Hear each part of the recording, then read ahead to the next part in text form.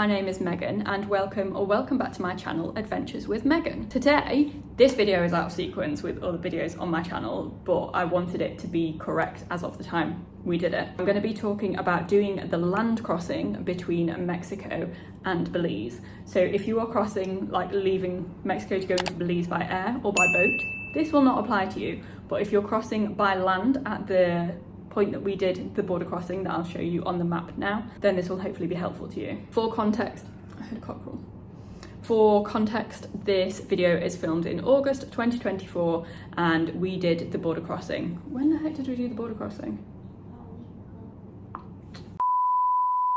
And we did the border crossing on the 12th of August 2024. So first of all, we were staying in Bacalar, in the southern part of the Quintana Roo district of Mexico, having travelled around that region for the past 3 weeks. We booked our bus with ADO, which I would highly recommend. I've got a separate video filmed that's going to come out way later, but it's a really good bus service in the south and the east of Mexico. So we booked our ticket from Bacalar to Orange Walk in Belize, but that bus goes all the way through to Belize City, and it is the same bus that takes you from the Mexico side right through to the Belize side, so you don't change buses at all. So I'm going to talk about the Mexico side and then the Belize side because that's the way around that we did it. So we first, obviously going from Mexico, got off the bus at the Mexican side to leave. So we didn't have to get everything off the bus, I just took my valuables with me, but like our big cases stayed on the bus. And you have to have your passport with you that will have an entry stamp when you get to Mexico, which you absolutely need to get on your passport. You need to have an entry stamp when you come into Mexico, and it'll say how many days you are allowed in Mexico. And also, both Rhiannon and I arrived by air on different airlines. When entering Mexico, you need to pay a Mexican tourist tax, is that right? Mexican tourism tax. A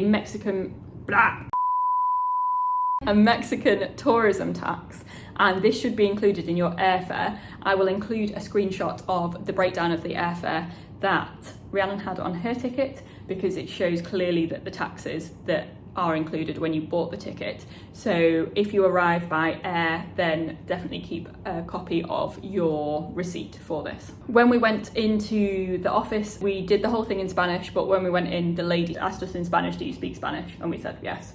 And we were able to do the whole thing in Spanish. So she asked, when we arrived in Mexico, had we enjoyed our time? She was a super lovely lady. We liked her a lot. And then she just stamped, gave us an exit stamp, and off we went. But I presume she could also speak English because it's a border between a Spanish and an English speaking country. You don't need the FFM, which is like the landing card that you get on a plane to exit Mexico. Rhiannon wasn't given it. I was given it on my flight, so as I said, we flew from 2 different places on 2 different airlines to get to Mexico. But you do need your entrance stamp for when you came into Mexico. There was no exit fee crossing this land border. I'll put a link to our website below about an exit fee to leave the Quintana Roo region in Mexico that you apparently have to pay before leaving if you go by sea or by air, but because we were crossing by land, we didn't have to pay it. On the bus, before we got to the border, we were given a card to fill out that was it was just called a welcome to Belize card that had your information on where you were coming from, the vessel that you'd come in from. So it was just a standard entry into Belize card. So when we then got to the Belize border, after we got our exit stamp from Mexico, we got off the bus again, and you had to get everything off with you this time. So your suitcase and everything. Handed them the Belize card. We had proof of onward travel because we had a shuttle booked to Guatemala. They didn't ask for it, but it's always good to have proof of onward travel when you arrive in the country. And they asked us where we were staying, what sort of accommodation we were in. They didn't inspect our bags. They didn't put them through a scanner, but they asked us, is there any alcohol? Is there any cigarettes?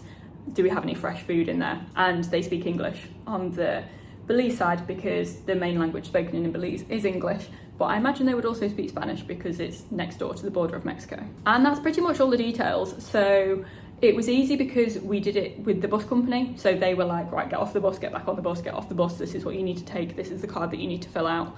When we got to the Belize side, the Belize card, they helped us fill out any bits that we weren't sure on. And I mean, it was quite stress-free, if I'm honest. It was really good. There weren't many people on our bus. There was only 10 people on the coach, so it didn't take long for people to go through. But I think just have your passport readily available. Make sure you've got the stamp for getting into Mexico, the taxes that you paid to get into Mexico, your Belize card for getting into Belize, and information about your accommodation where you're staying in Belize. I can hear thunder. So as I say, this information is correct as of August 2024 of doing a land crossing between Mexico and Belize, where we did the land crossing. I hope it helps. Ask any questions that you need to down below, and I will see you in the next one.